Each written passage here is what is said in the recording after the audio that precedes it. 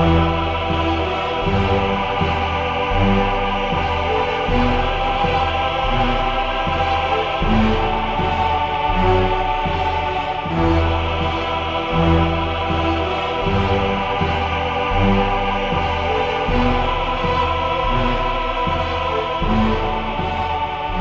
so today was the first day of Rocky Mountain Rumble. Yep.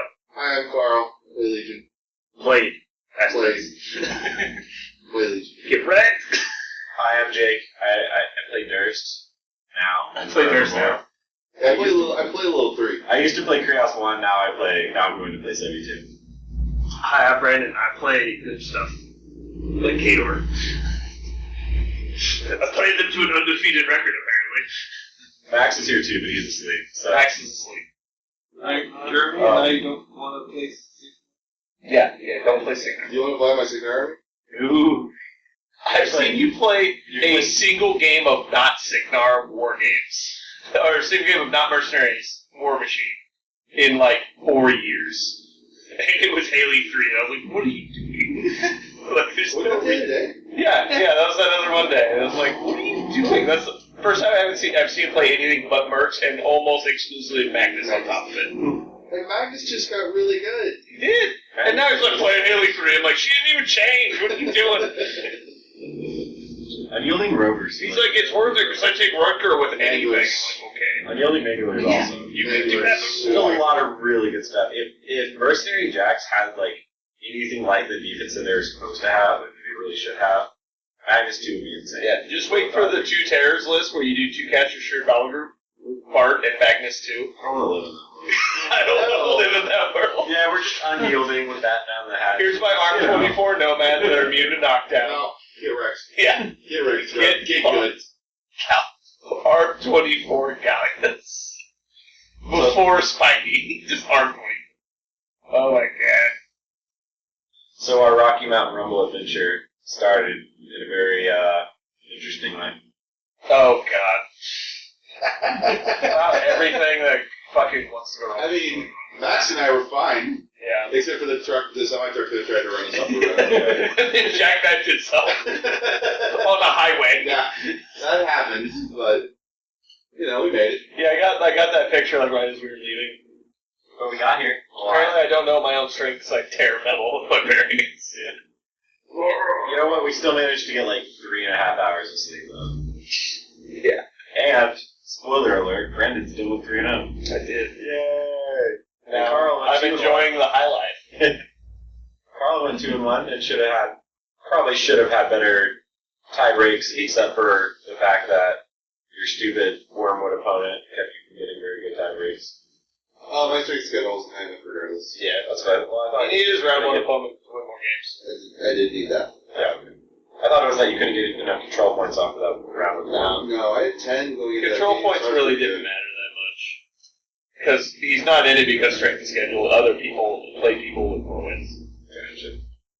Which Jake was literally eliminated from the moment he lost the game, which is unfortunate. Yeah. Buys are stupid in strength and schedule. Did you lost your second game? I did. So I got the buy the first round. So getting the buy the first round meant if I won if I win 2 games, I'm guaranteed to For sure. If I lose 1 game, I'm guaranteed to not be the 2-1 that gets in because The buy is basically a loss. right, you get 0 strength of schedule. Right. Which it's a loss with infinite strength of schedule. So I brought Krios 1 and Durst. Durst was my primary list that I felt most comfortable with going into the day. It was Durst with a Hierophant, 2 Templars, Scourge of Heresy, a Devout, and then Max Errant, the unit of Knights Exemplar. I wasn't there. An Errant Seneschal. No, I get it. It's because your name is Max. No. Oh, I'm lost. No, you don't get it. Back in the dark. Kel Baylock, a Min Choir, 2 Vast Mechanics, a Rack, and I believe that was it. All of our racks? Really? Yeah, That's I pretty brought good. all of our rack, just 1 single rack. Jeremy just made a pun. I want. Whoa! You're about to get blown up! Jeremy, what does Buffalo say to his son who's leaving for college? I will stab you. Then I 1 list. I didn't put Terran in it because I was all like, nah, I'm never going to get the assassination to work anyway.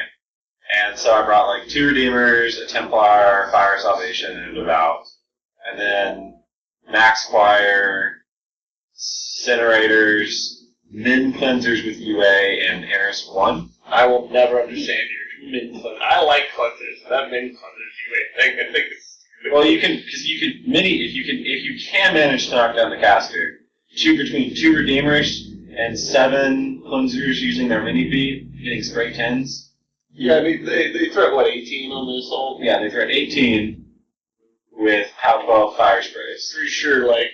They are super easy to kill, though. They're easy. Well, what do they have? They're basically Ashen Veil. So they're 11-14 base, and they get Ashen Veil, and then you can put Defender's Board on them. I did not think there was the worst defensive stat line in Vanguard, but I was wrong. Well, so you can 11-14. You can put Defender's Board on them to make them against stuff that concealment actually works for. You can make them 15-16 against the shooting, and the melee attacks against the living. Ashen Veil's a big deal.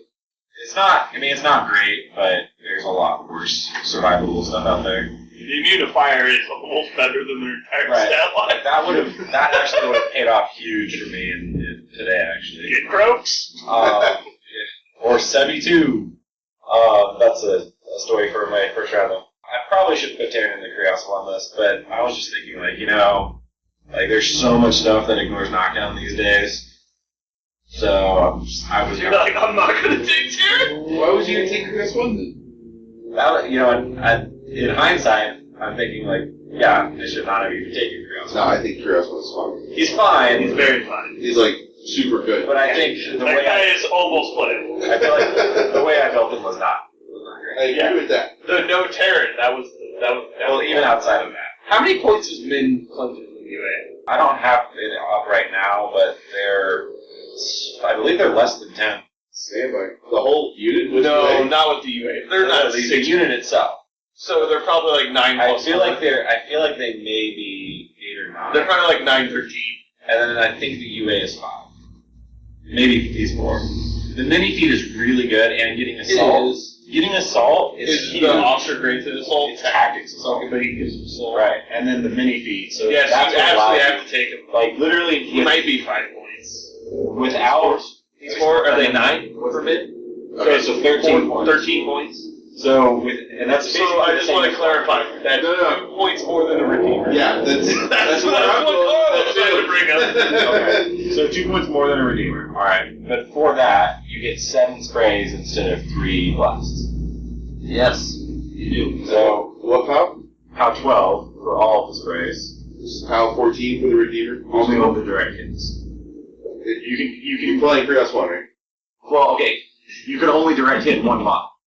With the rocket. Sprays could potentially kill units. Right. You I can get that. Yeah. You can put POW 12s onto a lot more things. Yeah, those sprays are a lot more scary to Iron Fist and Shield Wall than the Redeemer. Yeah, but taking the whole unit like that feel like overkill. If you're just trying to kill. That's why I did the min unit, because they can also threaten caster kills. I don't think the choice is bad, but it's so hard for me to accept you not playing Redeemer.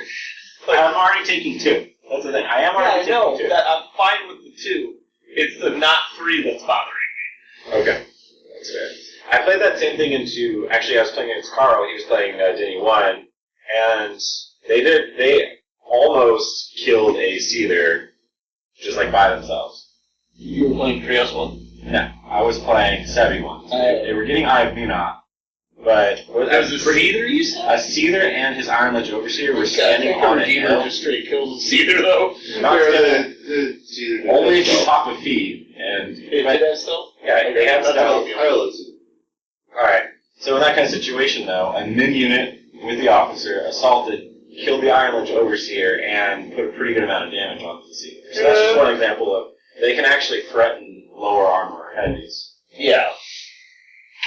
And then you start knocking stuff down. I'm not saying for 13 points it's not a very viable option.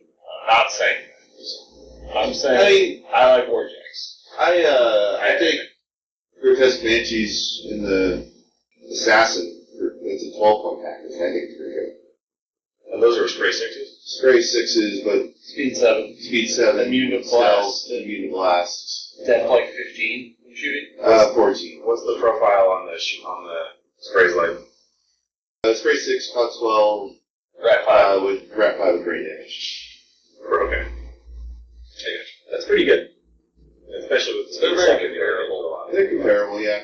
They have Gunfighter all the time instead of the Assault for once. Okay. The cleansers have to threaten a lot further, which I think plays into Krios 1's speed. It's like that's 18 inches away that they can put 7 POW 12s onto your caster, plus put them on fire. Yeah. If your cast, like, literally if Krios charges and feeds, he can knock you down from 22 inches away, and then you can deliver the POW 12s from... It's harder to charge and feed. It is harder. It is. So 19 is probably the best. But yeah, it is good. I'm not saying it's So People will forget to leave Krios out. Nothing within Krios' charge range. if they good people. Right, but I mean, still, if they have to come up into a scenario and get within 18 inches of the Krios and Cleansers package, that's very easily 7 POW 12s. Anyways, that's enough. Yes. I never even played the Krios list anyway. I technically did, because I got the buy in round 1, and I played, and I quote played Krios in round 1. And then I just played Durst my next 2 rounds after that. So the second round after that was against Sevi 2, and it was actually my first game against Sevi 2 in Mark III, and holy shit, that guy kills entire armies by himself. Yeah. He kills all the troops in He's your like army. the 71 of Mark III. Every unit in solo that's not like... Turns out when you cast Ash Dashes 3 times a turn, Right. it's okay. So, literally, I had to go, so it was like 72 with Hierophant, Double Reckoner, Hand of Judgment, Blessing of Vengeance, We were actually talking about Double that basically, that Vassals, list after you left. Rogan and Company, Alton Ashley, Caldera. The list that I basically made for him. We ended up taking Templars for him. I like Templars. No, I like Templars too, but we talked about it afterwards that the Reckoner Hand of Judgment package is actually pretty threatening. Yeah. It's hard to deal with that much range damage. With Durst, I wasn't really ever threatened. I didn't ever really feel too threatened with the ranged. Right, I mean, the passage is immense. Well, and the thing was, is I could have, if it wasn't for the fact that it was 71, I felt like I could have stayed back and just literally walked at him every turn and not really worried about it too much. Repaired my way through whatever he did with between deceleration and shield guard and shit. But unfortunately, I had to go second against it, and on the top of 2, said he goes and literally kills an Errants by himself with only his feet and 1 casting of Ashes to Ashes. Cold water. So at that point, not having my screening unit, and knowing that like if I delay another turn, I will lose all of my support for like 3 castings of Ashes to Ashes. Then I go in hard with all my jacks, pop the feet. In hindsight, I don't know if I got diced on the heavy versus heavy match. I certainly felt like my spikes were spiking low, whereas his were spiking high. But maybe that's just confirmation bias, and I'm not really seeing that objectively. It doesn't really I teach have you something anything to tell you about anyway. dice. But I do feel like, alright, maybe I'm crazy here, but I do feel like with having 3 jacks, 3 heavies versus 3 heavies, 2 of them have the same POW primary, the Reckoner versus the Templar, and then 2 of them, Scourge of Heresy versus Hand of Judgment, have the same POW on their main weapon. So theoretically that would be even, but I have a +4 armor feat, and I actually got the first strike on him. Yeah, he has oracular vision, but he actually only avoided 1 damage roll from a heavy, and 2 if you count the free strike he avoided from walking out with the 5, which I guess you can probably count.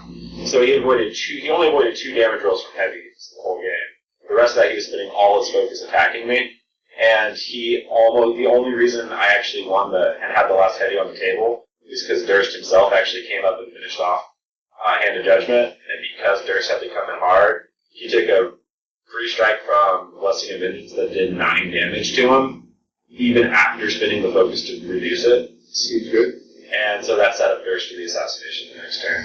I mean, yeah, it sucks I've been there, but you can't really learn anything from saying that, you know what I mean? Right, so I still feel like I made the right play in going up aggressively on the bottom of 2 when I did. Because I feel like if I didn't, I was just going to lose all my support to 3 castings of Ashes and Ashes the next turn, with nothing I could really do about it. Because I couldn't really tie up Hand of Vengeance, or Blessing of Vengeance, because anything that I got over there, he could just break down with Hand of Judgment, and got rid of it. Yeah, Hand of Judgment always be here. So, I felt like I didn't have a long list.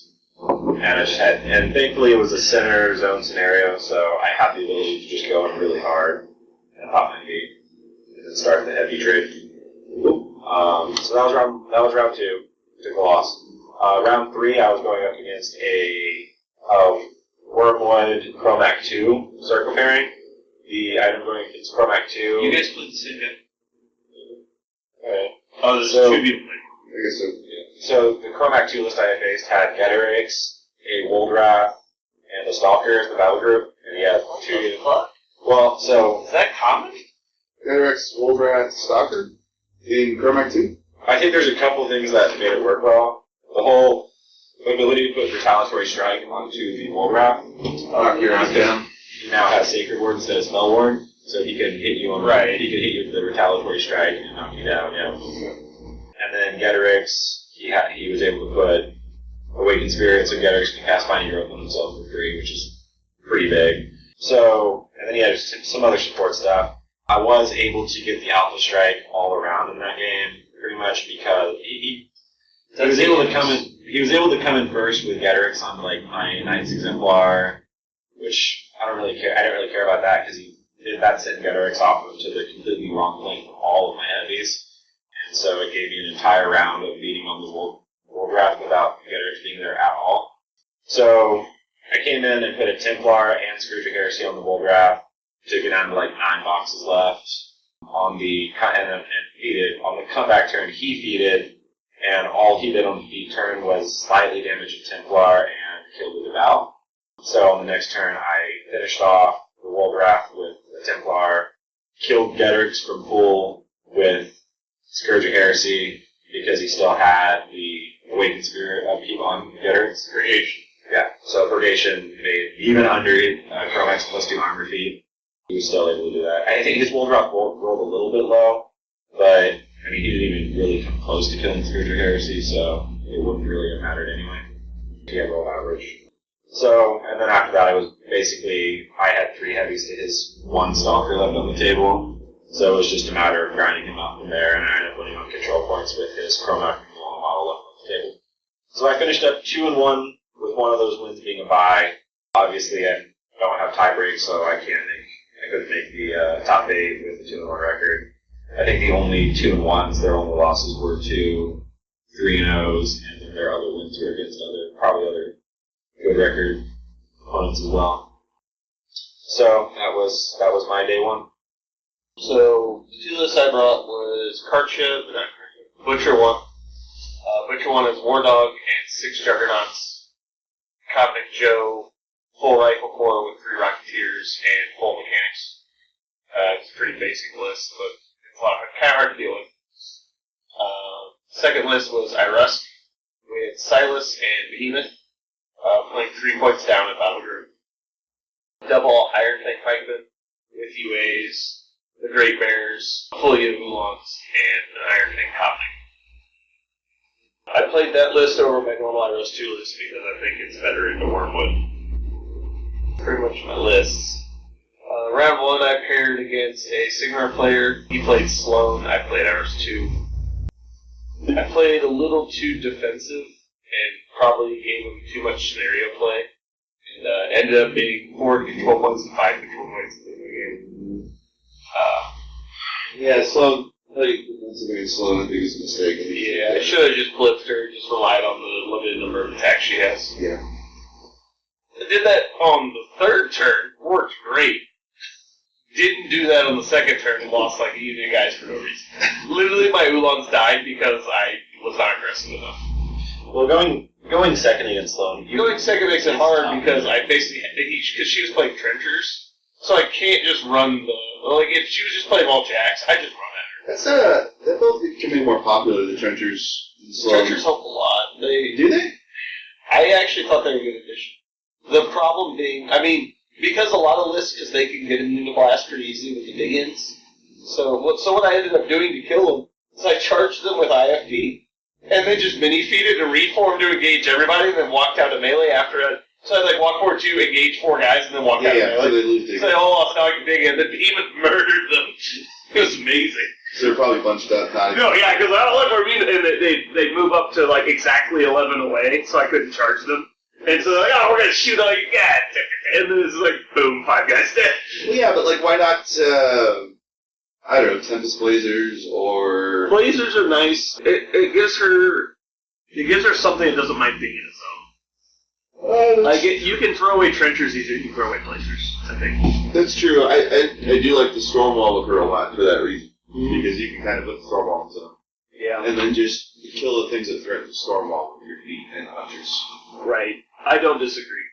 I did think the build, I saw trenchers oh, this guy doesn't know what he's doing. And then after the game, I was like, this trencher's pretty good. I think Keith was talking about that list on news. Though he went all in on Grenadiers too. So, I mean, if you got the trenchers, it's probably a good idea. I think there's still a mentality that trenchers are garbage.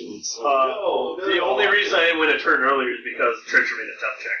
I'm not saying the trenchers are bad. I just don't know that she doesn't do anything for them. Well, yeah, I mean, I guess it's just, people have been, I think, it's maybe more of an instinctual reaction to look at trenchers on first glance and be like, oh, trenchers. But they are a lot better. So they're still not competing for best unit in the game, or probably the best unit in Signar by any means. Right. But I think Tempest Blazers are still better. Could be best unit in Signar. I don't even know if Tempest Blazers are the best cavalry in Signar anymore.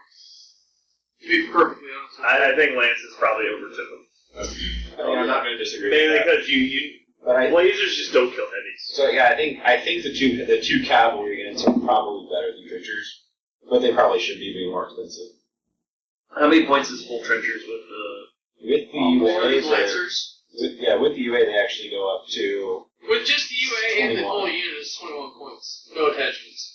The attachments are pretty good though. They're scattered. They're good. I feel like Outside blasts. If they were scattergunners, they would actually be good. It'd be way better. I feel like you should probably only take the grenade quarters if you have upkeeps that you want to put on your trenchers, like sniper. Because then you're affecting more models with that. He thought that he should have played Haley 2 into I Rust 2, and I thought that was a bad decision. Am I wrong? He doesn't have. I don't think Haley 2 doesn't deal with that much infantry anymore. That's what I'm thinking. I don't know how she deals with that many shield wall troops. It depends on what her build was. I mean, but she has no way to grant Pathfinder, right? He doesn't suffer blast damage. Well, the speed debuff, and the defense debuff, if he has enough other attacks to take advantage of it, 2 well-placed time bombs, if he that's brought 6 troops. focus. For 2 time bombs, 6 Right. focus. Right. Sure. Okay, so 8. She's got 3 left. 8, it's 4. Right. So it's 8 of her 9. But I'm just telling you that would be how she would have to deal with it. Right, but that's not hitting the Oolongs. So she either hits the Oolongs or not one of the units of henchmen. And even if she does, they still threat 9 on the charge and walk another 4. I engage all of her stuff, Behemoth positions. I drop rough terrain in front of her so she can't get to Behemoth. And then she has to spend focus making him not kill her. I think it's fine. She doesn't have dead anymore. She doesn't deal with it. Yeah, I don't think she can kill that many Iron Heads in a decent amount of time. No, I'm not saying I don't know what the list was like. Yeah, it's hard to say. Right. I want to say it's been too long of a day.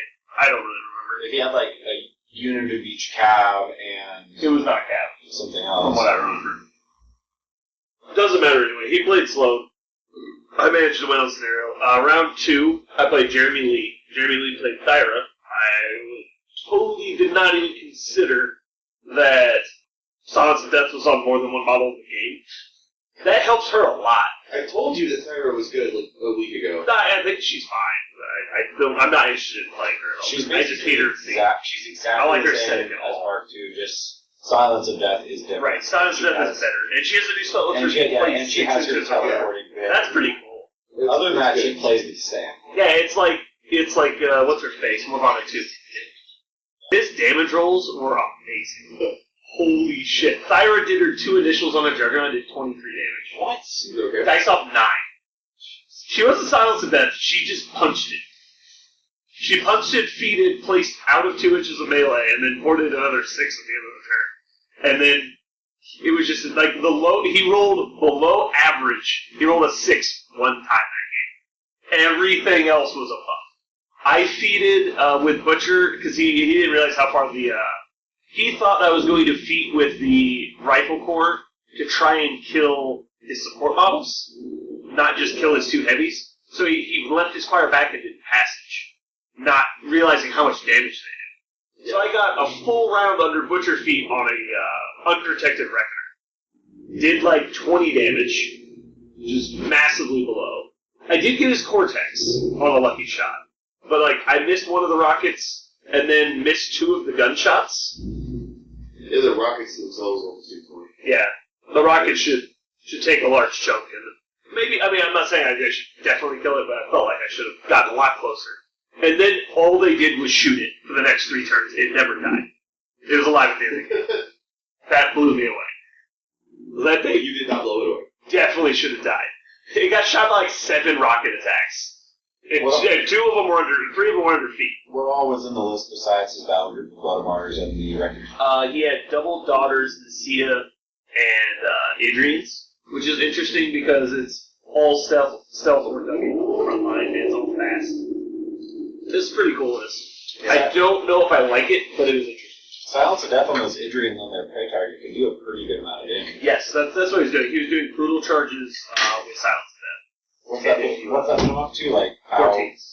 With Prey, it does 16. Okay, yeah. That's He prayed Butcher, though, because with 6 Juggernauts with him, you can't really focus. Because it just goes to Because the it's, bag. yeah, you should pray one. That's the last one he ever touches. So, I ended up squeaking that one out. I got Thyroid dead when my opponent had 4 control points. And he left my Juggernaut out in one box. Contesting the zone. Nice. That was a mistake. To be fair, that Reckoner that chipped in a lot of damage should have been dead a long-ass time ago. And a lot of his damage rolls that game were way above average, so I think I should have been able to contest it. So I should have had 2 more Juggernauts to put up the flag. But it's here or there. It ended up just going in my favorite league. Round 3, I played against a guy named, let's say John was not right. John was first round. Jeremey was second round. Third round was Daniel. Daniel was playing Trolls. He played Calandra. Calandra was playing Rune Bear, Double Mauler, Slag Troll, Bouncer. Min, Highwayman, plus Braylon. Min Champs with Scully, and Sons of Bragg, plus Min Stone with UA. I think the concept of the list was Befuddle is good with Raged Maulers. And you throw Bullet Dodger on 1 Mauler. So that was basically his list, and then everything else on the list has decent defense. So it was interesting. I put 6 Juggernauts down again. The champs with Starcross can be They can be annoying. They're 14 plus Starcrosses. No, the only thing I couldn't hit was the Maulers. Oh no, I say that, the Highwayman, the Death 12 Highwayman, and the Maulers. Everything else auto hit every fucking time. like I can't remember missing an attack against something that wasn't base Death 12. Jesus. So That's really good. yeah, no, it's full from. They're Mat 7 3 dice to Oh, you hit. played Butcher. I thought you Yeah, played no, I Ross. played Butcher. Oh, well, then, yeah. You As should- soon as he goes on a 3 Mauler. charges with a focus plus 3 dice to hit other things. Like that's 3 attacks that are averaging 17. Like I hit stuff. Tell us about you crit freezing Maulers, though. Yeah, so I didn't realize Bull Dodger was flat plus 2 defense and dodge. For some reason, I was still thinking it was the other way around. Def 14 Mauler under Starcrossed means Juggernaut should have to boost to hit it because you're averaging like 13, 12.5, 13, somewhere in there. Yeah. So boost to hits should be averaging 15, 16 at least. So probably higher actually. So I put a Juggernaut with 2 focus on his Bullet Dodger Mauler under Starcrossed. Charge attack hit, did 10 damage. Took fist attack, still had a focus on me. 4 dice to hit, dropped the highest. I rolled a 5. He dodged away. Second Juggernaut, which because I was assuming the first one would fuck me. I assumed that. This is feet turn as well, my feet turn. So these Juggernauts hit really fucking hard. Yeah. Fury POW 22 Juggernaut with 2 focus on it. It's charged for free. See, okay. Gets to him, 1126 for the charge attack. There's some missed that one. And so I have nothing else that could get to that Mauler. Walks out. It's like, okay. I already did 10 to it. feeds up, so I was like, all right, we're going to Joe the Rifle Corps. Joe kills a highwayman, so he's down to 5 highwaymen. Rifle Corps move up on the only line in which I can see said Mauler, because there's 11 large bases on the fucking table or whatever it was. So the one line in which I can see Mauler. Rocket shoots it. 5. He needs a 9 to hit, so it's not a great chance. Rolls like a 3. Rolls like 1-1-1-4. Misses. It dodges out of line of sight of all of the Rifle Corps. The AoE does no damage to anything. So I'm like, alright, well, let's just kill everything that can shoot Butcher, because all the Maulers are out of threat range of Butcher, and Butcher's on 0 game. So let's kill stuff's going to shoot Butcher. That's one thing, like, the Mauler dodge to the out of threat range of itself. So that's something, right? Yeah. So, he basically ended up dodging back to where he originally started. He dodged back, moved back up, because the Juggernauts were done. He did fail to kill anything when he charged with Champs and 2 Maulers, and a Slag Troll. Seems bad. He failed to kill anything. He left And one... a Slag Troll? Yeah, he charged with Slag Troll as well. But he got to a fresh one. So the Slag Troll dropped a Juggernaut to like 18 boxes. The Mauler dropped Juggernaut to 8 boxes. Because he spent all of his focus on 3 befuddles. So he didn't get to cast Rage, so the Mauler would have had to cast it himself. I think he got super greedy and ended up getting nothing, but he did a lot of damage. He just didn't kill anything. Great. So of my 11 Rifle Corps, 1 shot missed the Mauler. I've got 10 Rifle Corps left, 2 rockets, and like 9 dudes because he killed a random guy. Great. So I'm like, well, I'm going to clean up these 5 highwaymen and Braylon. Shoot Braylon with a rocket, shoot downer on feature. Miss. Shoot second rocket ladder, miss. Shoot the first rifle at her, hit, 0 damage on 3 dice. Shoot, hit her again, 0 damage on 3 dice. Shoot, miss, shoot, hit her, 1 damage. Shoot again, hit, 1 damage. Shoot again, miss. Shoot again, hit, 1 damage. Seems bad. Yeah, it was real bad. So then his next turn, he starts blowing up damage rolls and averages about an 11 on damage. Killed 3 of the Juggernauts, and a lot of the Rifle Corps. I think I had 5 Rifle Corps. Because the Highwayman got to aim and shoot rifle. Oh no, he didn't choose to hit. He moved, needing 7s to hit, missed once. Killed half the unit. Well, seven's an average roll, so... It is. That means you hit it every time. Yeah. Except when you're not trying to hit a dodged Mauler, then you'll miss it every time. I mean, Star-Crossed is a thing. 3 dice to hit. It's still a thing. It's 4 dice drop the highest. Well, you should hit 7. Starcross takes you down by like, what, 1.7, something like that? It's Okay. smaller than And 4 so- dice you roll. When you're rolling 4 dice, So average- it's actually like 1.5. Average 17.5. Try to hit a 14. Mat 7 boosted, so that's average 17.5. Comes down to like somewhere in 16. somewhere in the 15 point something. 16. Okay, so 16. Maybe So- slightly below 16. You have average of 2. That's the equivalent of trying to roll 5s on 2 dice. I mean, I I missed everything. off the top of my head, I don't know what percentage of your attacks you hit, but it's probably It was 33%. So I'm talking about the Mauler.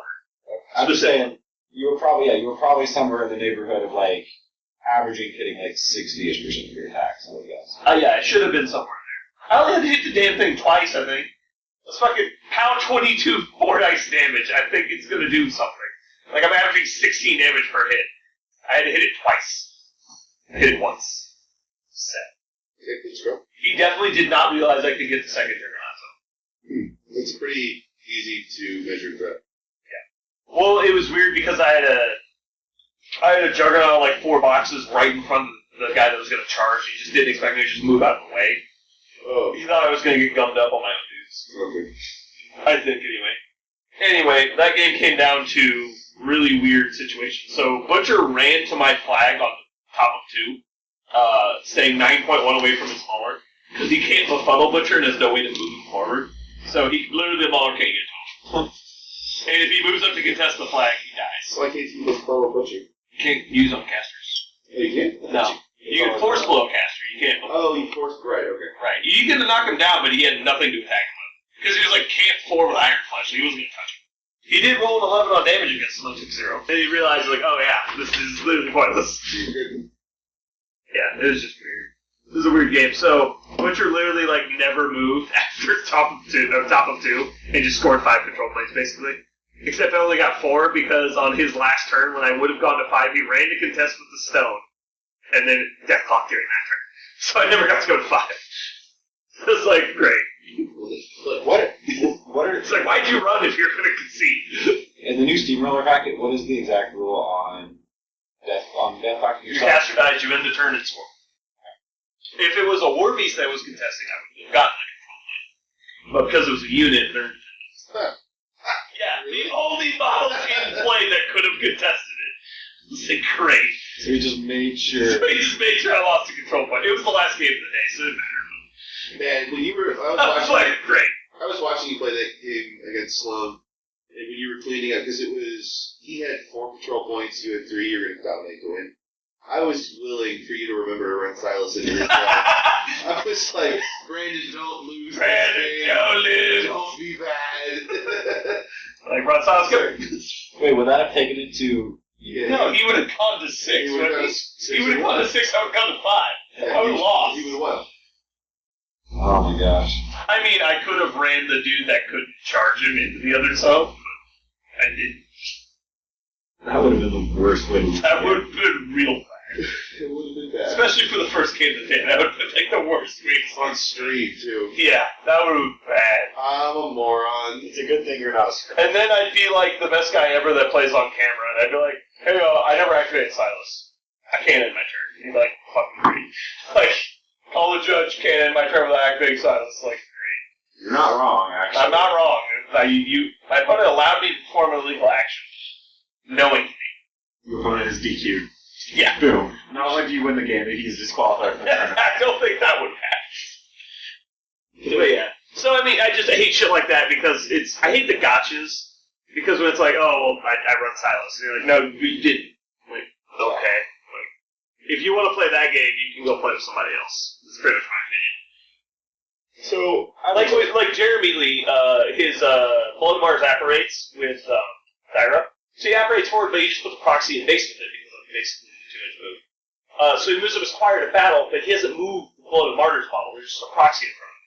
So he measures 3 to the Blood of Martyrs model, which isn't where it is. And he's like, all right, I'm going to battle him. And I was like, can you please move that guy 2 inches forward? He's like, why? I was like, this Blood of Martyrs is up here. And he's like, oh, shit.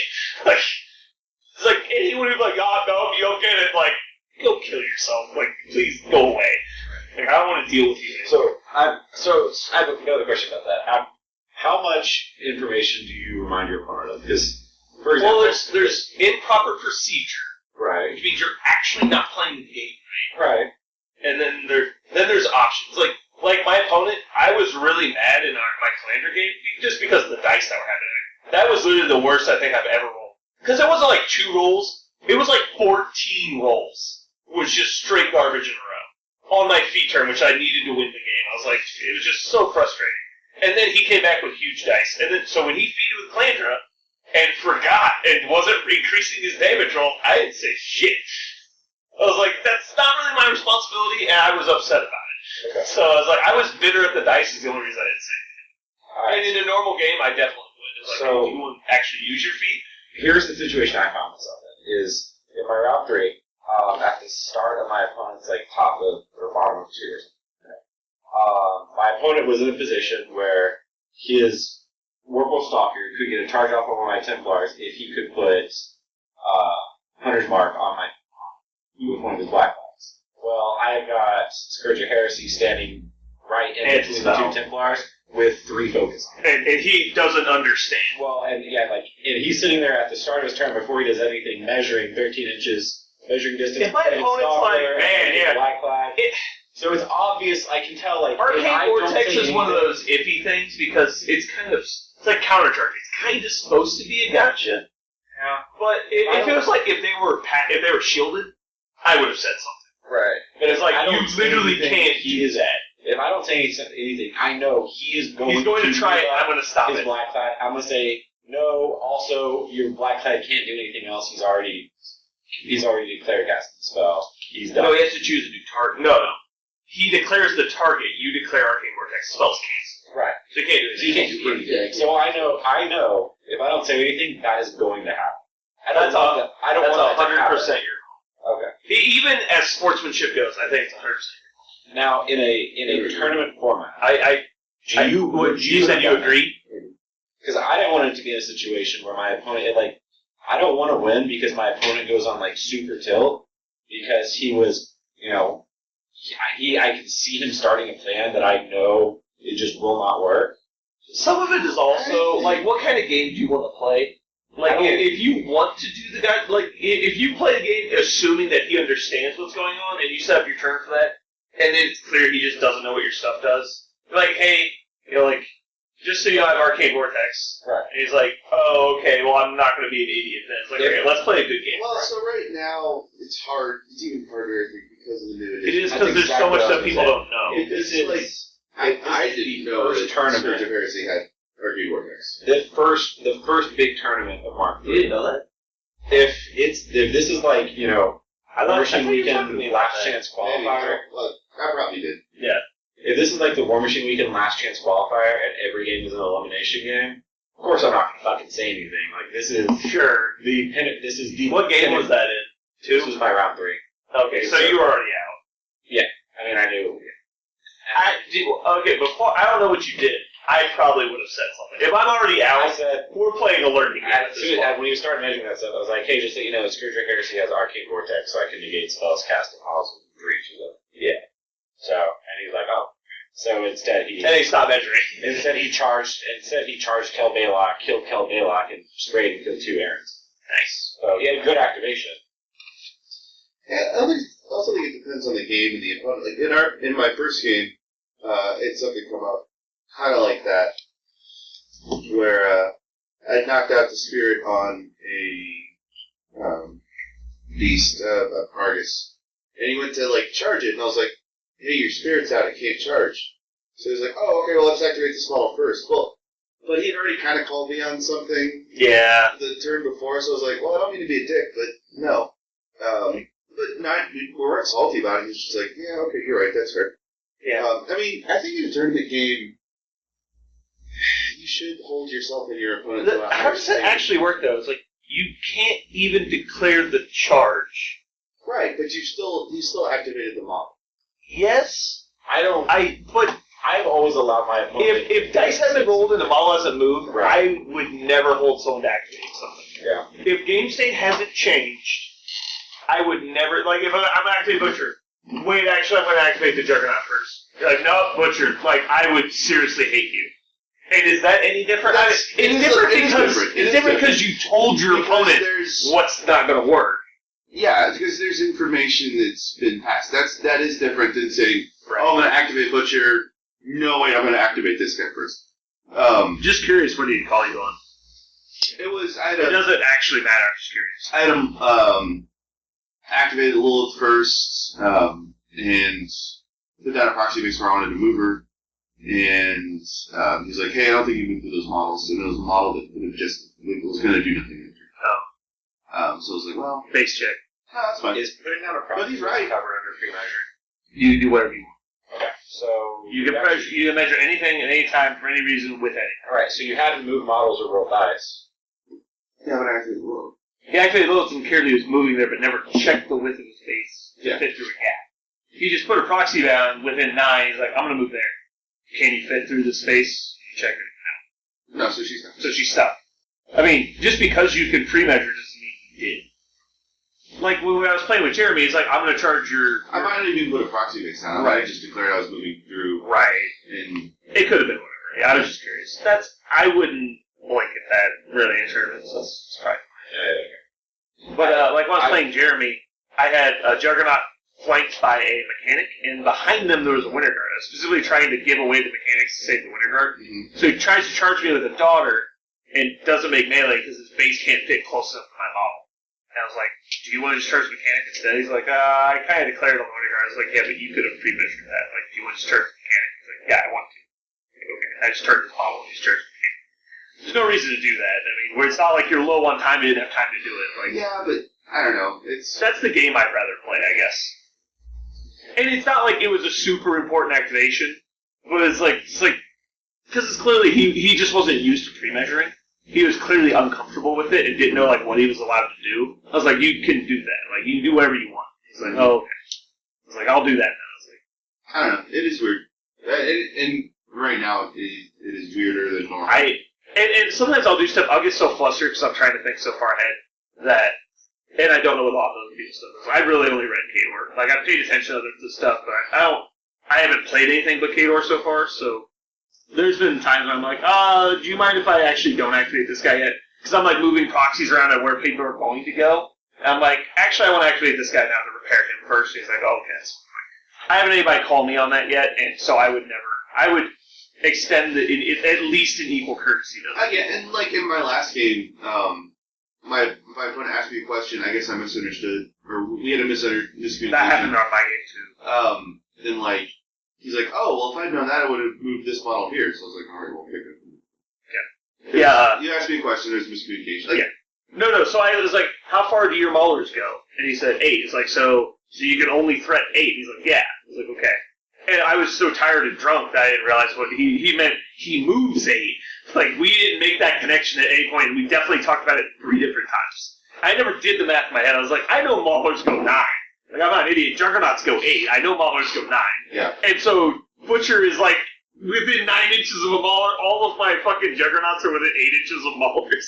And I'm like, well, I wouldn't have, like, I literally measured out dice to be out of your threat range. He's like, yeah, you can move it back to me. Like, so I flipped the calculator on my back.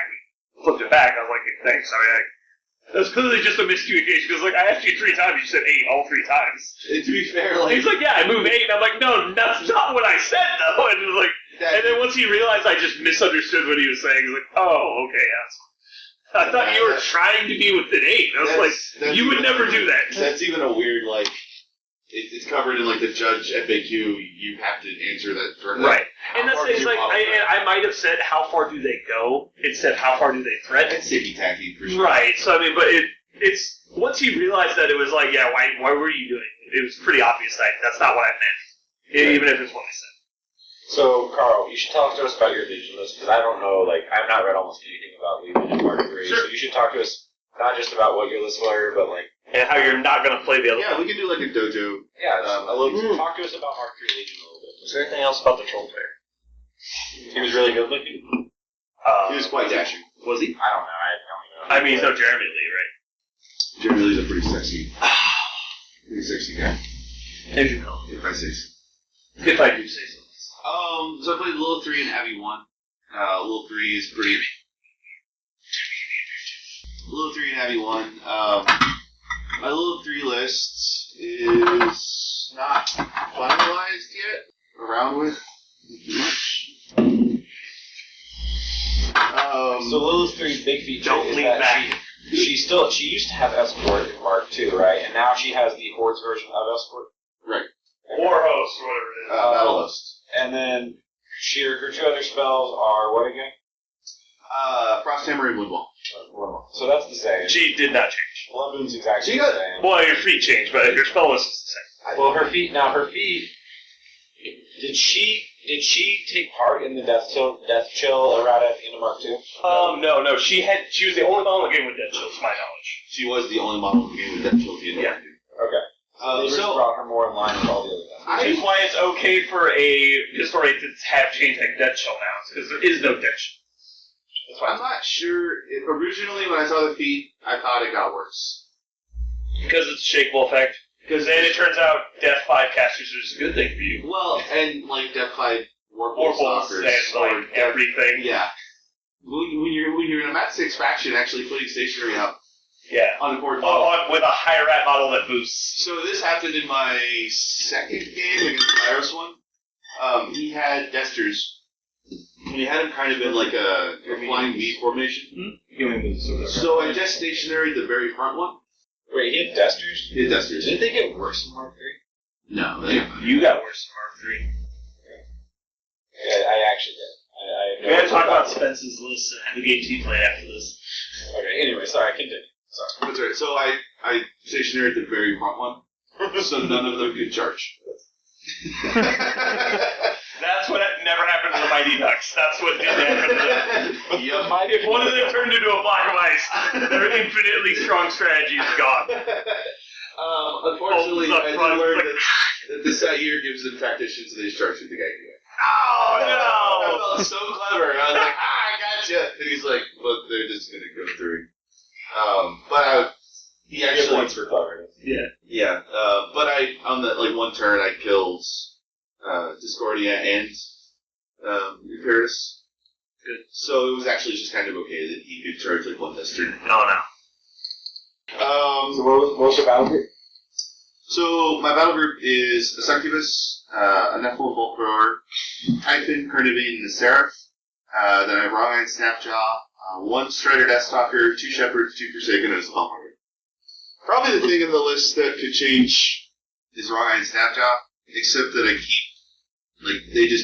they were amazing in that game today. Just being able to... The module itself is amazing, irrelevant of Starcrossed.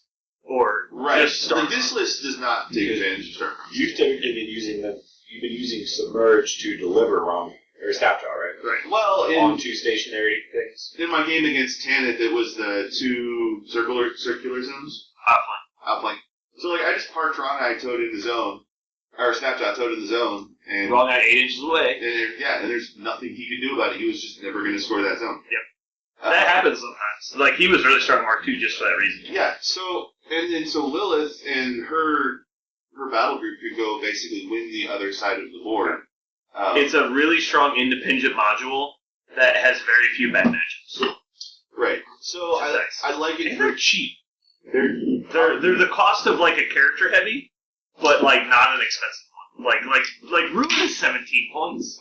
Ruin's good, but it's not crazy strong. I don't have 17. Yeah. I Right. don't have a character, a heavy that is as good as Snapshot for 17, less than 7 points. Right, let's say. Typhon is your one character heavy, right? He's the only one we'll talk about. Well, Proteus is bad. Okay. Proteus is probably on par in terms of quality to Snapjaw. He's just 6 points more. At least he's 2 points more, and you don't get a Wrong Eye.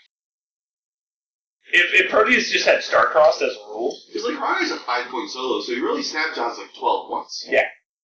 Apparently, you should take more Gator heavies in your team. You might be right. If Snapjaw's you could put a Wrestler on there, and then Snapjaw. Can you take Worship Ride? I can. You can? I can. Maybe we can make something. We might be able to make something happen. Because you can rage a Warhog. You sure can. You can rage. And then you can rage a Ninja. You can rage Brian. And Brian goes fucking forever. Maybe you're building this Legion list wrong. Maybe I am. I need more minions. Can you take Brennan You're saying it wrong. You're saying minions. Winions. I need more Winions. That's why you Legion. Rory was doing a Shay list with all the minors. All the juniors. Is Boundless Church faction now? I think my phone's in my pants, which I'm not wearing. His Boundless Charge is friendly. Get wrecked! Wrong Eye goes 14 inches. No, Brian goes 1,000,000 inches. Oh, God. You won't even be... Does he have long leash now? He does. That might be really good. Stand by? Might have just broke Legion? I'm sure someone will. So while we're waiting, I want to tell a story about cuteness. So we were talking about how you stationary the front guy in the unit of Nesters. Yeah. So I was playing against a Kruger 1 player that Warborn Skinwalkers with UA. They all charged Sorcery 2's Conquest. Boundless Charge is friendly faction. They took out one whole side. And they're alright, sweet, you're not going to be able to kill me because you only have 2 attacks that are worth anything. So I was well, you charge Sorcery 2's Conquest. You're all stationary. So I was I allocated a focus. It rotates. Sweet. You need to move those. He's what do you mean? He's they're all dead. I was why are they all dead? I was well, you're stationary, so I ought to hit you. I'm sweeping. POW 18, which is dice up to double, which is minimum 8. They're all dead. He's you don't roll anything? I was no, they died. It already happened. He's damn it! Now I'll activate my mechanics and move up and repair this conquest. He was so mad. I did that once with Sorcerer 1, with Jeremey charging into stationary to Texas. I was those are gone. These models are gone. These models are gone. The other 4 are going to move over here. But anyway, so, Wrong Eye Snapshot is really good, but Naga also would be really good. Yeah. So, I don't know. Also, I just think the list is really strong. Are any of your range 6 animi, and by any I mean both, friendly, not friendly faction? No, Range Bane is... What about Hornet's Nest? It might be friendly. Friendly War Beast pack. Nice. You just need to play some Scorn models. Right. Apparently the way to play Legion is take less Legion models, so... I'm also not sure about Titan. Like, that is obviously insane. Seems good. Especially in Level 3, but Yeah, stationary is good for if you're going to play that into Wormwood, which I think you are, Titan and Ronai, it's two heavies without Pathfinder. Yeah. It's kind of a liability. Yeah, he's just So I don't know. I might have to rework. I like Ronai's Snapdown, but I might have to rework it with Ronai. With Wormwood. You need, like, you know what you really need in Legion? Is a Holton caster. Like, if you just walk 10 with a side That sounds good. it just takes savagery. Sure. Yeah, that'd be fine. Just walk 10. I'd play Savagery. Savagery on Cardavians. I mean, 12 with Angels. I mean, I think you actually take Cardavians at that point. Because you're like, I'm going to walk 10 inches into your feet. Like, So treatment versus so he wants to. was he in your feet? Alright, so Cassius dies, right? Oh, wait, I mean more. Yeah. Nah. Like, I don't think that distance means what you think it means. So I don't even know why she's so she puts a lot of attrition pressure on your opponent just because she moves up, kills 3 models, and moves back. And Lilith? Yeah, Lilith. So hard to play around her assassination. It is also very hard to play It's like around Lilith assassination. 2. She's Lilith 2, and then Kara is Lilith 2 on She's not. She's like not egregious Lilith too though. Like, She's not a feels negative play fair experience Lilith, too. necessarily. Kara Sloan is unfair Lilith too. Yeah, she is straight unfair. Like if Lilith 2 is fair and balanced. Yeah. She really wasn't that bad. Lilith 2 was... She did not win tournaments that often. The reason she wasn't bad is because sublists just don't care about stealth. It was an 80-20 spell. Like, 80% of the time you win the game because of it, 20% of the time it does nothing. It was bad game design for that reason. It was. My army is infinitely strong at shooting and is immune to it. Okay. Yeah. It's like, so the only way I beat you is if I out-melee your infinite shooting. Correct. Okay. But that's fun. I mean, she wasn't tearing up the tournament scene. She won a lot of matches, though. She was something you had to play for. Veil 2 was better than her. Oh, I mean, definitely a better all-comers, for sure. She just lost on scenario so hard, because Legion doesn't have like that Stormwall that Sloan can have. So Legion didn't have something that could shoot well, and also you can put it in a zone and it doesn't blow up. So we put like a spiny growth Lightbringer in his zone, right? Yeah, we were talking about Yeah, and I saw her a couple Spiny Growth lists, like kind of towards the end of Mark 2 that I liked quite a bit. I'm sorry, Lightbringer lists. But anyway, Level 3. Did Brett tell you about the game he played against me with Double Lightbringer? He randomly drove up to KC to play games. He would. And he's like, I'm playing Double Lightbringer with Lilith 2, but I have to proxy the second one. He's like, okay, I really want to try this list. I'm like, yeah, that's fine. So I play Butcher All Infantry versus Double Lightbringer with a Ravagore. So he had the Scather as well. I was like, oh, this is going to be bad. I charge him with a Manhunter, and his stupid Boiling Blood kills the Manhunter. After his first attack, I was like, you gotta be fucking shit, man. I was like a 1 in 12. Son of a bitch. That's amazing. And I got him back because 3 charging Iron Fangs killed it. And he was like, what? I furied and got the Dark Shroud up. So there are now 18 Weapon Masters. And I diced the shit out of him. I mean, you say that, but there's like 13 damage apiece. It's a lot. It's not a small amount. 39. You're not that far off. I'm not. And the Manhunter chipped in a good amount. It was just funny. So I just killed one. He's like, oh, I think I lose because you rolled like 8 11s. So I was like, yeah, that's pretty what happens. So I don't know about Ronai Snapjaw. That's the part of the list that you can change. With your Abby? With Lilith 3. So we can talk about Abby. Abby 1. Well, let's finish talking about Level 3, actually. Sure. So go through the list real quick again. Succubus, Bolt Thrower, Typhon, Carnivian, Seraph. Ronai Snapjaw. 1 Death Stalker, 2 Shepherds, 2 Forsaken, 1 Stalker. I really wish you had an Angel I do too. I also wish I had a Naga. Yeah, just pick up an Angel and Naga. That's basically the same cost as Ronai. It's like 32. That's 25 points. That's more than wrong. About like 8. By a Naga. It's more than Ronai by a Naga. Yeah, I just can't seem to wrap my head around an Angel's equal to Wrong Eye. I mean, when you have Windwall, it might be. Speed 9 Angels is important. Especially against Cassius. Yeah. I don't know. I could drop the Seraph, but he's really good. And he's also like... And that Angel just kills a lot of Warcasters. It does. It's like you just hit the stationary and the Angel just goes in. You're dead. I mean, that's kind of the thought around Typhon of the Carnivean, is that Typhon, you can feed, they're blocking line of sight, you can feed Typhon, you can walk up. Spray, who's to hit if you hit the first one, which hit 15 on average. Yeah. Then they're stationary, 2 more sprays, and the Carnivean assaults. So even when you're blocking line of sight, she can still kind of get you. I don't know.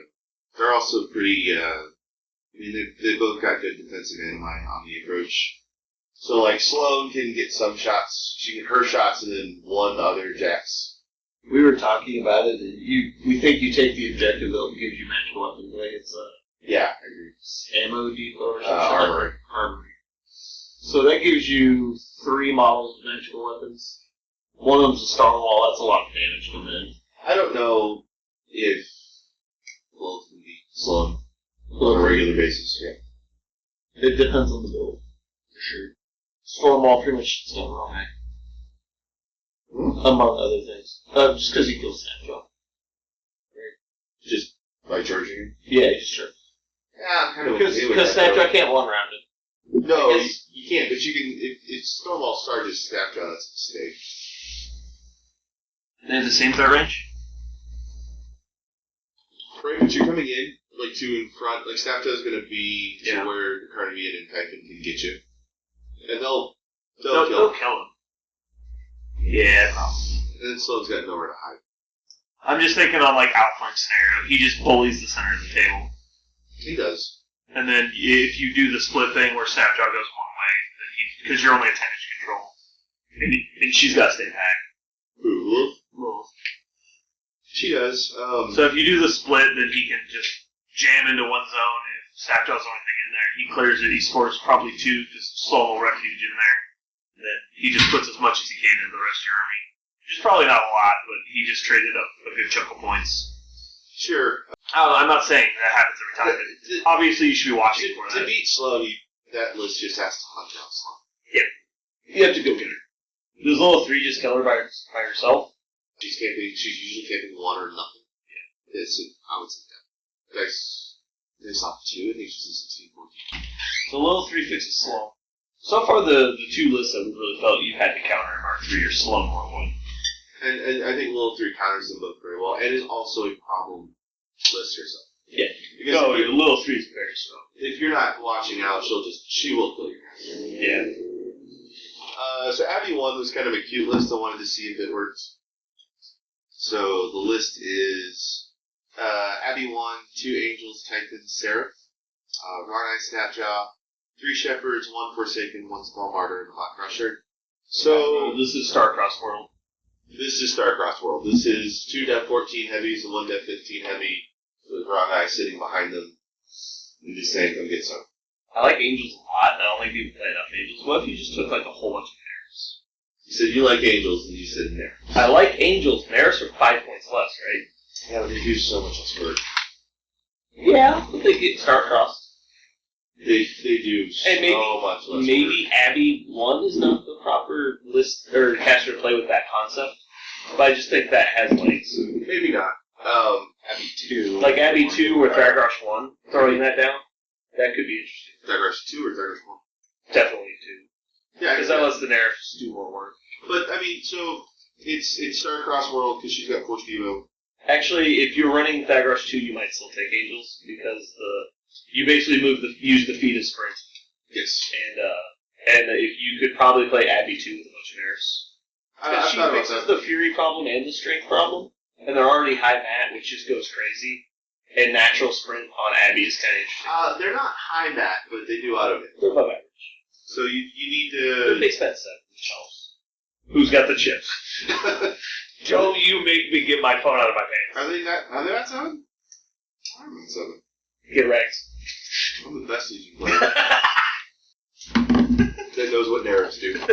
Hey, you didn't know what Sarah said. That's not true. I always knew what Sarah said, I just forgot when I was playing.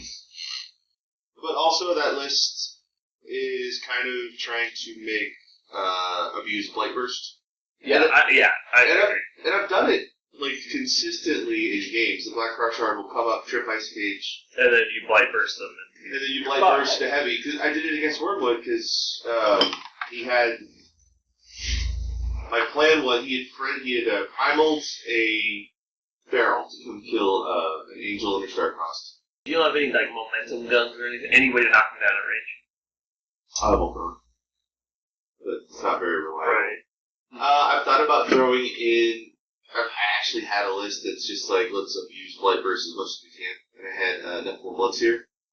So if you put, it's got crit knockdown on its stat, and you can put Wild Aggression on it. So that's four chances at a crit. Forgot you had Wild Aggression. Wild Aggression is really good. What if you just took like Protectors or Rakes to slam people? You can do that. Just slam a heavy into another heavy, and then just Blightburst it? I thought about that. So in that Wormwood game, like he primaled the beast, and then he had Snapjaw was going to be able to charge a Pure Blood. So and then I trip Ice Caged and shut down Stalker. So Snapjaw failed to kill the Pure Blood. I think if I had killed him, I think I could have turned that game around. Because then he lost a heavy over there. That's basically what I'm trying to do with Liz. I don't know if it works that well. There's probably better lists. I think it's huge. It is very cute. I think it'd be interesting if you played the Eric Tabby 2 Golden Nerfs. Take like 5 Nerfs. I think little ones with theirs is probably there, actually. I did like that little one with list we built. I did too. I think I want to try that out with my Nerf, Seraph, Double Ravagorn, right? And I think there was a Voltor in there. There was Voltor. Oh, that's the other. Black Cross Shard. That's the other thing. Jump. Is the Volt Thrower helps out the Lilith so much. Oh god. We didn't talk about that when we talked about Lilith 3. No, it's an auto. You literally start your list like 9. Giving a caster with a range 12 death sight for 1 Fury is insane. Yeah, he became the new Zuriel for Lilith 3. Yes. Yeah, he totally replaced Zuriel. Yes. Which is why they got rid of Predator, because you were always going to snipe on you anyway, so it doesn't matter. Yeah, it doesn't matter. It doesn't matter. Zuriel's bad anyway. I kind of wonder if Are you still holding out hope for the misprinted it and his Boston Power is supposed to be switched? Yes. Yeah, he's supposed to be. How 17, 15 points? Cost 15, how 17. How 18. He costs 18 points. Oh my god. He's more expensive than Ruin. He is. He's better though, right?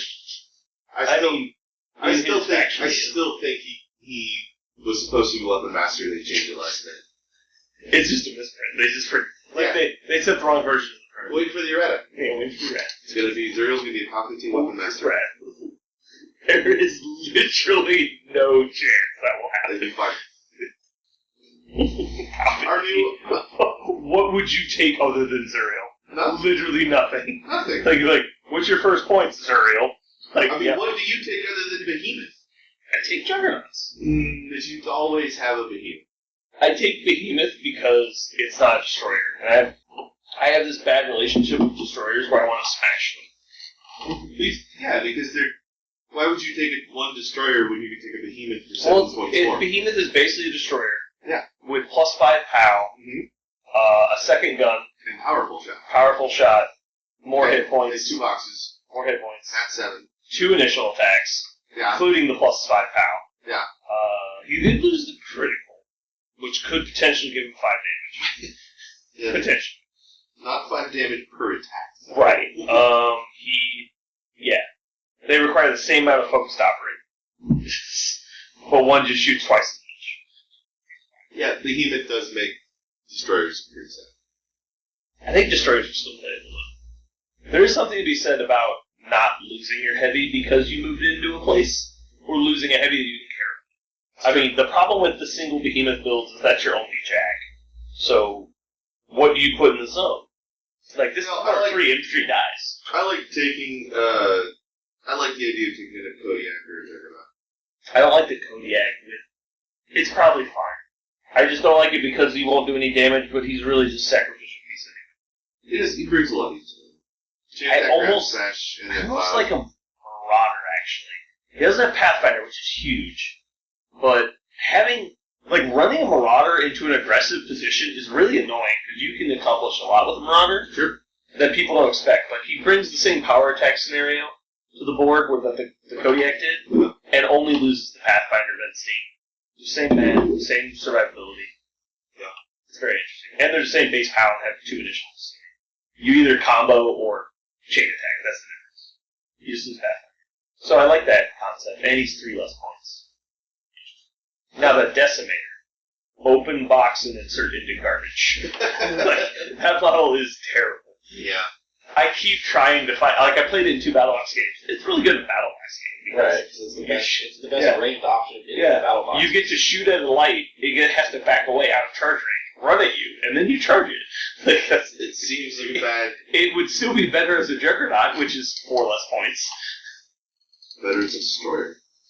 Be better as any other model in the faction, including, like, I don't know, a Kassite with... Doesn't it have reload instead of rock? No, it's Fire 2. Oh, rock 2. We'll see.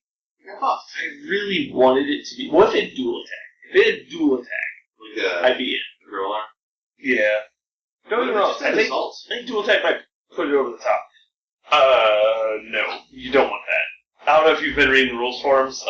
Gordson, or Rockhammer Rot Rams are garbage. Because their assault shot doesn't trigger ram. Because it's during combat action. And assault happens before it's so dumb. That's totally getting around. We need to do a podcast on the rules for... I don't think we should. And the rules... This is like Jurassic Park 101. It's, despite the fact that we could, we should stop and think about it. We should. Like... I don't want dinosaurs in my house. The whole... We're not here. We're on the top. The whole gang knockdown. Gang knockdown. Boondoggle. It's not working as a team. There's no way that's working. No, we talked about it. Aurora is never meant to actually flank the warrior. Yeah. Did you see that interaction? She has stall, so she can stay. That's so stupid. It's not. But the World Guardian is losing sturdy Because people bitched. if you read Jason Soul's AMA that he did this week, He basically said, "Lay off my trench coat." What you should say. Let's stay away from the trolling. let's stay away from the obvious targets. What you should say is, "Hey guys, we're gonna come clean. I'm surprised we you don't have the manpower to thoroughly playtest Mark III. Do you have any idea what kind of man hours it actually takes to playtest?" No, I think the playtesting has 120 casters. The playtesting, but people don't understand how playtesting like works. 10 a.m. Man, that guy works hard. But in realism, people don't understand how playtesting works. Like, you playtest stuff in groups. So if we're playtesting World Guardians, we playtest the World Guardian. This is our thoughts. Then they send off their thoughts to the people that actually make the changes. People make the changes, and then it moves on. Then maybe they playtest it again. So the sturdy rule is clearly a late addition to Mark III. Like, that was a throw-in later. Like, maybe they playtested the World Guardian in 2012, decided it was good, and they were like, alright, so it's good. We're going to leave it this way. We're giving you a shield guard. That's cool. And then, hey, we came with this new rule, sturdy. It's a beneficial rule. But it's like a token rule. It's not an amazing rule, but it's good. And it's solely beneficial. So let's just give it to a couple models. Like, who should have sturdy? What about that giant rock guy? That guy should have sturdy. But it's so easy. But that's clearly like a last-minute reaction. But that's clearly it was never playtested. The World Guardian was clearly never playtested with sturdy. But the model was playtested. And it's a beneficial rule that they gave you. It's like giving Pathfinder to a model. It's like, you don't think about the weird interactions later. And that's why I say... Now when you dominate me, I can walk farther through a forest. Like, sure. Like, we didn't playtest that. Like, it doesn't matter. So, within reason, people need to calm down. The gang interaction, I don't think is working as intended. It is clearly working as written.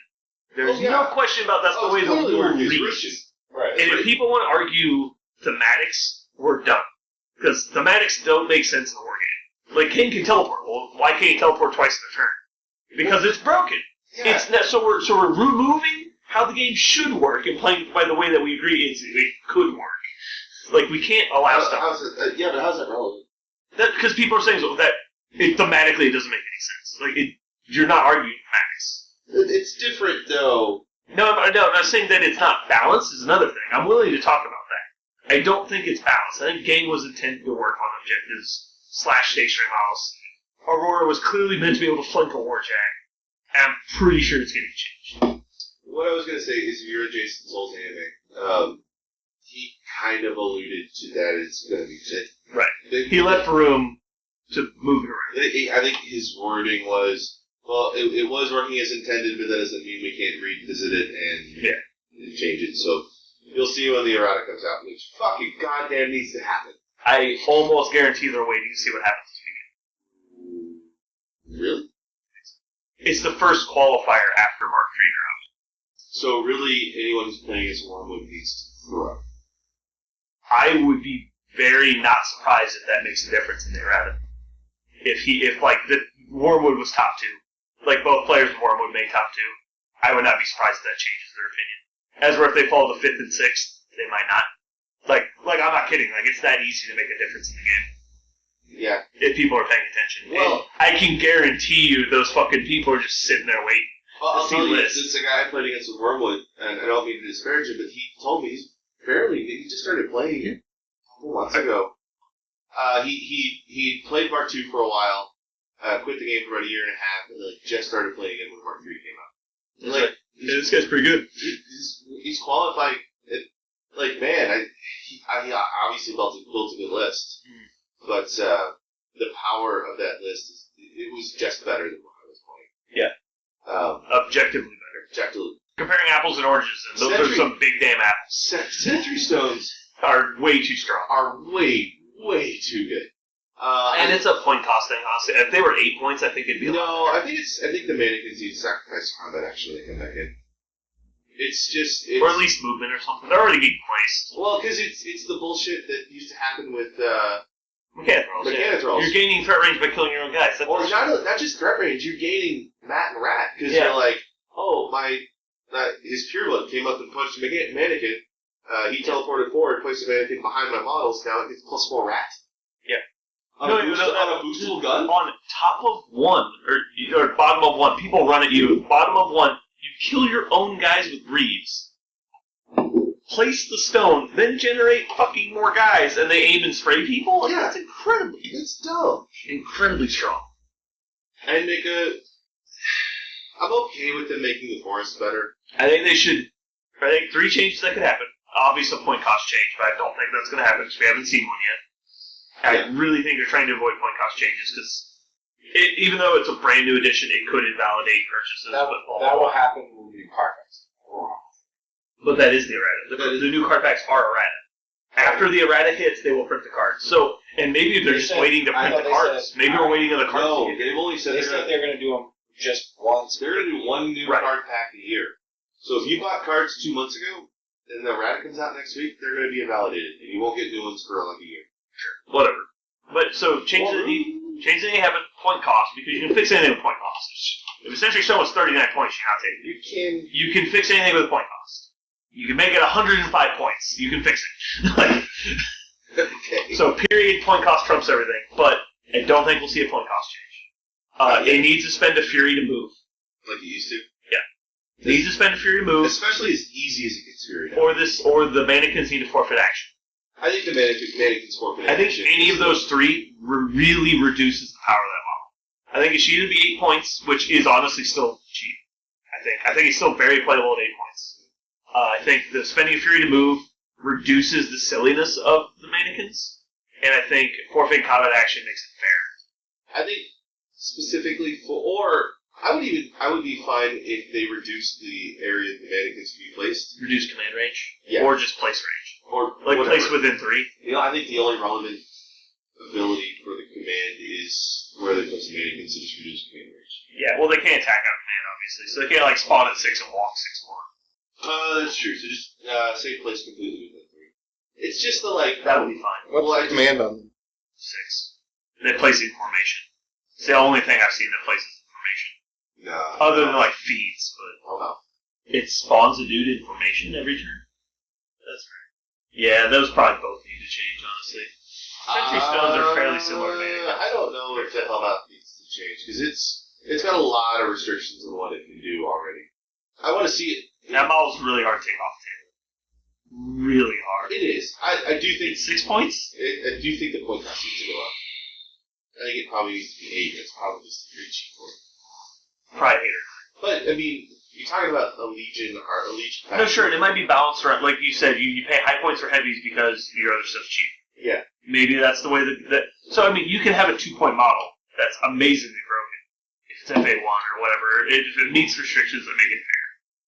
Sure. It's easy to look at something in a vacuum and say it's way overpowered, and it might not necessarily. Like the stone, like you can't put the stone in Kador. Like that'd be so fucking ridiculous if Butcher could spend 2 focus to like give all of his jacks +2 armor. Like no fucking way would that be okay. But it's not balanced for that. It's you can't look at stuff in the vacuum. Sure. Oh, the krill stuff. We're talking about too many stones here and just referring to the Yes, stones. sorry. I was like, the Century Stone doesn't do that, does it? Fuck. Holy shit! It's way cheap. Maybe it does need to be fully to cost. Something with Cassius needs to change. And I do think it's not I actually. think fertilizer's going to become enemy model. That's the thing, is this guy wasn't even abusing fertilizer. Right. Like, he was. I think fertilizer's going to become enemy model, and the Sentry Stones might see a change. But honestly, just the fertilizer change at least makes it playable for some matchups. But the 17 inches of forest, way too much, or 16 inches of I forest. think he might could lose Ghost Shield, too. Oh, that'd be a big change. It would be a big change. He should have prowl. But he's the hardest Shouldn't monster have prowl. to kill in the game. Like, the hardest warlock to kill in the game by a mile. Yeah. And this is a game with Magic, too. He will after the Radius. Magic, too, is still. He's still hard to kill. Really, really. At least you can throw him now. True. I think we told you, but change hunters to armor star Oh, attack. Star Attack, yeah. Star attack armor pierce. Yeah. It just never mattered before, right? Well, I guess Haley won. he killed their army. Yeah. She has It takes a lot of too the many high-quality attacks. It takes a lot of the assassination to take away. It doesn't really. It really. I don't think it does. I think the Hunter change is the smallest change you can make Make it star attack. that makes it semi. Because it makes. Because you're reducing the number of attacks because you just won't play that many Hunters. You won't play hunters. You won't play mass Hunters. You might take a couple, but it's because you can't afford 2 more defenders, You'll- basically. Yeah, you'll play defenders and star walls and. So you'll probably play some hunters because guided I fire. feel like she was intended to be played with Hunters is the problem. I think you're supposed to play like the list we're getting to now, where it's like Stormwall, 3 Hunters, and like some other stuff. I think is where she was designed to be played. She's just too good. She is too good. She just kills so much. And I think the answer is you almost have to go. You have to out Kara her. Like you have to just go such a ridiculous gun line that you can take her gun line off. That is the one thing that she is different from with Wolf 2 is you can shoot back. No defense. Yeah. And maybe that's where they were thinking is like we can make her stronger than Lilith Because if you get to play the game. You don't get to play It's the like game. Haley 1. It's like, well, we can put Haley 1's shit on someone else if you can charge him. No, because you're not getting there. Like maybe if you ran 3 units of daughters at him. But realistically speaking, what shoots? I mean, What shoots a hunter off the table in a reasonable amount of time? That doesn't die to hunters. Nothing. Krios won with nothing but redeemers. Yeah, you passage a gaggle of redeemers. You push it up the center of the board. Murder of Yeah. reviewers? No, a gaggle. Oh. A murder is one. Right. And then you You almost died on Vero, though. Because, yeah. The Because murder. you murder the guy that wrote the list because why the fuck is there only one redeemer in this list? No, And it's murder the of murder. skyrockets. The murder of skyrockets. Was it a murder of Can you deliverers? take 9? Is it 9 you get to take? Let me check. No, yeah, because you take 8. 99. Yeah, 8 juggernauts, 9. Yeah, you can take 9 plus max fire. So 3 of them don't get acquired, but you're not going to get to shoot with the other 3. That is the dumbest list I've ever heard. Get that carried. might work. Yeah. I took 9 hunters, like 9 redeemers, get fucked. Guess what? The front 6 have passage. Like, god damn it. Like, can you imagine how demoralized someone could be from that? Like this one's literally going to just move out of my way so Krios You can gotta walk. fuck yourself on the second turn for rolling with scatters. No, you don't. Because you spend 0 time on every other turn. It's true. No, you just move at them in a brick. It's like, oh, you killed a Redeemer, now another one is passage. Go. Like, I don't care. I don't even kill the redeemers that are passive stuff. They have to come in on melee. Kara's magical gun, they usually take Strange Ways, give the Stormwall magical gun, and they could take the objective that gives the magical gun. So you can get potentially, without the feat, 2, 4, 5 gunshots that are magical. I mean, it still takes, like, most of that to kill it. So they probably kill one, damage another. Or cripple one, damage another. Because you don't have mechanics. So, what makes Kara Sloan so much better than Haley? Guided fire. Is it Guided Fire? And True Sight. True Sight's big. It's the combination. It's a combination because She's Haley 1. she's straight more accurate than Haley 1. She By does it one- from farther away. By 1.5. Sure. It's not a huge amount. It's by 1.5. She does it from farther away. Well, Haley also- has to risk herself to give you that. Yeah. Like, she's a 16-inch bubble versus a 14, but I'm affecting my models versus your models. That's a big change. It is. There are a lot of Kara can go empty with refuge and still not die. That's where Haley can't really. I think Refuge. And her personal production. Kara's personal damage is way higher than Haley's will ever be. Yeah. So it's True Sight plus safe distance plus refuge for more safe distance plus personal word. I think that's already enough. Haley has the advantage actually in melee fight because the feat works on melee attacks and she's I think Yeah, but I think Haley is post nerf Bradigus and Kara is pre nerf Bradigus. I think that's the I just They're don't very similar. They do the same thing, but one is strictly I feel like Kara is on a razor's edge, though, of just being a blood trash. Kara. I'm more. Yeah, if you're like take guided fire, you're like, that might change a lot. But I mean, the argument is you need guided fire to shoot infantry. So you don't because you're supposed to hit the infantry. So you're like, well, I'm going to shoot a warp wolf. Now you need it. But if you're shooting anything but a warp wolf, you just don't boost to hit. They're at 7. You would actually fire group more often if she lost guided fire. You would fire group instead of guided fire. Yeah. You would aim more often. So it's +2 on your feature. I think guided fire needs to go away. I think that would actually make me happy. Because it straight takes the feat to a manageable level. And it might make her feat not amazing, but I think it's still a good feat. There's worse feats in Signar for sure. It's worse. I mean, just look at the damage. So if you take the max is 900, right? That's the most. That's the absolute max. She gets that plus like 4 points. So on a armor 20 target, her feat does 27 damage. Armor 20, dice off 4, 3 times 9, 27. So if you had a feat that said do 27 damage to an armor 20 target, is that a good Certainly feat? better than Siege's feat, but it's only one model if you're doing it that way. The problem is, you took 2 units ogres, they died. That's the problem. Yeah, that's. It's way more applicable in other situations. It's so hard to randomly build a list in which you don't just lose all your important stuff. Yeah. I agree that Kara needs to be fixed. I want her still to be playable. I like it's a cool model. It's a cool concept like the So just write down the Cybercaster. list then. Any of her personal abilities need to change. No. Nothing on her personal stats. You're ignoring their spell card, nothing on there needs to change really. Except you could argue Film Out for True I don't know, Sight. maybe Animosity Wrangle. Okay.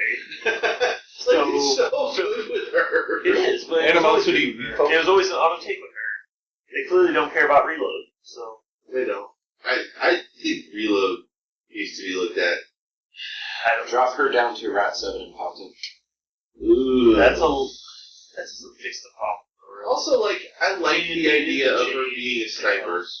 Like, being a... I think she needs to be like the alpha gunner. Like, she needs to be, I'm going to hit you really hard with my gun. That's what fun. she does. Yeah. So I don't think her personal stat card needs to change. I don't think so. So going to her spell card, she should probably lose True Sight, but they obviously want her to have it, so. Does she actually have True Sight? Yeah. Or does she just have Field Marshal True Sight? No, she is. If she has both. I know they won't change the Field Marshal, but we'll see. And the problem, the real problem is, if you even touch Kara, people just start linking to. Yeah. Who might just think. K2 doesn't erase heavies in the way Kara does. Kane erases all the troops in the world. He still has. He has the feet to do it. But you only do it once. That's the problem, One is thing. Kane can't support a battle group. She can't. Kane will do more than she will by a large portion. But he doesn't support a battle group. Every jack you take on him is a penalty. So you end up taking 2 juniors and they're running all your shit, and if they die, you lose. Yeah. Unless you, and this is something I thought about, is you could potentially take a 3 heavy battle group, and then you spend like 2 turns, you take like 2 Centurions and like a Stormclouders, whatever. You spend 2 turns with Kane just killing all the infantry in the world, and then after that, he just hangs back, allocating to his jacks. Until Yeah, that's what he does. Until his jacks are dead, and then whatever whatever's left over, he beats and kills. That is what he does. Like, that's probably how he should just play it. But, like, when you talk about gun casters, they're so close. If you touch Kara and don't touch Kara, people just drop. Yeah, no, I agree. That's what I was saying. So if we go to her spell card, fire group changing wouldn't change anything. If it did change anything, very marginal at best. Dust to dust is really not a problem. Although it did get cast in my game day and he didn't kill a model with No, it. he didn't. He missed. And then cast it again, didn't he? No, he missed. I think he cast it again and killed him with it. No, I the don't know defender more. killed it. Alright, never mind. Dust to dust got cast, did nothing. Guided Fire Refuge. Guided Fire Refuge. I don't think Refuge is a problem. I don't even think Refuge. She's the original Refuge caster, so that's not going to change. She was up before Duty 2. Get wrecked. No, she came out in Mark II Prime. Hair? Yeah, she did. Duty 2 is out of Mark. Yeah, Duty 2 Yeah. is Mark 1. So Did he have refuge? Did he have refuge? He had Refuge in Mark. Or was refuge in you smell? It was at least same time. Minimum. So you cannot actually say that. First Warmachine caster. Or caster. Although, Give it to you. So, it's literally Guided Fire. Yeah. which they Or added defeat. Or new. defeat. They could It's not completely defeat. change defeat. It's not the. After seeing it on the table, I actually kind of agree. Like, the top of one thing is not. It's complete garbage. Yeah, it's. It's map hammer bullshit that doesn't actually matter. Anyone that goes for a top of one, the only thing I've even thought of to this point that matters for top of one is if you're really worried about passage screwing you. Like, you're like, oh my god, I have to. You lose the shot on Kara, and it's so much. You lose the shot of Kira, and you lose all opportunity to boost. Well, you're gonna lose it anyway with feet. Like, those feet shots aren't boosted. But it also only matters if you're the 900 build, and that build is garbage. I think it's garbage. Yeah, you would never feed for less than 6. So, in real list, are probably gonna take 4. Yeah, No, that's not worth the feet. and that's why I've been saying all the time, is that it's always better to feed on 2, because you get so much more done. Yes. You have more models in range, you get to shoot models that you care about more. Like, You'll- it's just better. You'll be able to set up to mitigate terrain. Although you do need to pay attention to where people are standing. If you're like, I gave you Cassius and those sentry stones, like, yeah, you're dead. Like, they're gonna go for that. Doesn't Kara just beat Cassius She anyway? doesn't see the horse. So that's one turn. Yeah. She kills the stones. All right. When she kills the sentry stone on top of one, then yes, she might. You're right, because, like, and potentially Cassius. Yeah, if you're playing it, that's probably the only time you do it. You're that's like, someone who deserves that. you're like, Sentry Stones and Cassius, boom. Yeah. What Forest Wall? Yeah. Your Warwood's easy. I don't know what you guys are That's talking on about. 3s. So it probably takes 400 to kill the sentries, and then you got 1 more to kill Cassius. At least 2 to kill Cassius. But they're spread out, so you can actually get all 9 up there. It's only 6 hunters, too. Even if you just get both Sentry Stones. No, if you had 9 hunters, you definitely get all 3. No, if you have 9 hunters. Right. But even if you have 4 and just get both Sentry Stones before they can do anything, that might be worth it. Yeah, it'd feel worth it. It might not be, but it'd feel worth it. You'd be dancing. Fuck you, bitch! Is there any circle list you take play with that 2 Sentry Stones? I don't think there is. Not as they are right now. Hellmouth argument. I mean, they're so strong. Do you not put them in any list? Yeah. You say yeah, you don't, or like yeah, they're No, I that's agree. an argument. Yeah, I agree. They look extremely similar to the Hellmouths to me.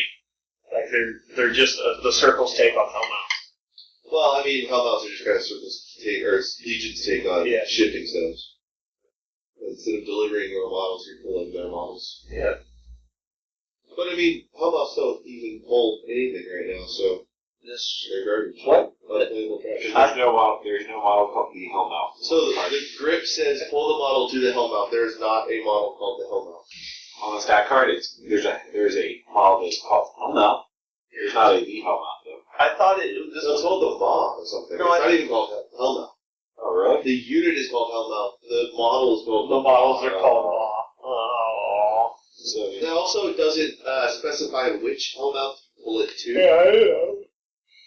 I was talking to Brian about it. I was like, there's a rule in the damn rulebook that says if it ever refers to this model or a model's name in which that is itself, it is always referring to the model that is using the ability or the model of the card you're reading. So, like, there was in theory an ability in Mark II where you get a top of one by Wormwood porting forward, and you do, like, the Leapfrog's Unseen Path against another Wormwood player, and you grab their tree with Unseen Path, because it says, place Wormwood within 2 inches of this model, not your Wormwood or friendly Wormwood. Well, it's like the death magic thing in Mark II. I don't know if it's still in Mark III, but if you took two...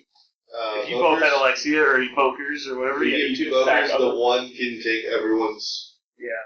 Actually, it is... The leader is called Hellmouth, but the grip rule says the, capitalized the, Hellmouth. Proofreading so hard. Yeah, they definitely skipped a lot of proofreading. They skipped a lot of proofreading. I do think they tried to force it about 6 months early. I agree that this feels... It feels like it was supposed to come out next month. I think it's supposed to come out in December. I think it was going to be a Christmas release. They're clearly going to be a month out. I think they were going to spoil it at Gen Con, or at Lock and Load, and they were going to sell it in December for a Christmas release. And then the new faction was going to be next Lock and Load. Maybe you're right. I think this kind of thing just always happens around Lock and Load. Maybe. I mean, how often do things actually launch at Lock and Load, and then they get spoiled at Lock and Load? So the Ritz launch at Lock and Load? Yeah. They did. No, I'm not saying they did. A lot of models come out then, but the actual launches are at other times. Like, Blazers came out at Lock and Load, but they're not actually available until, like, December, like, November or some shit. Well, Fucking Butcher 3 was available at Lock and Load. It came out, like, the next July. Like, fuck that. That was so stupid. So. Do you own a Butcher 3? Go fuck yourself. Like, that was so annoying. He was an actual legal release if you got the free model. Yeah, because they sold it online if their server was working in the 4 seconds in which you the money. It's so dumb. So have they released any stats for the full cast? No, not yet. We just know that we've been told it's going to happen. The Warcasters at Gen Con and the Warmachine. Yeah, you were there when we were talking about the negative to them, right? Is you can't take your character juniors. Actually, not being able to take Not being able to take Malakov is kind of or annoying. Jakes or Ayakos. Those are. I hope his feed is redline. Like, it's redline with everything. Alara, that's so nuts. Like, not being able to take her seems kind of bad. Yeah, but red's bad, so it's fine. Yeah, sure. They should feel bad. You're right. Yeah. Don't play them, they're bad. Well, maybe they'll come out with other Jeremey. Alright, people are falling asleep, so maybe we should call this podcast. I think we've covered pretty much everything. We've been rambling for the last hour or so.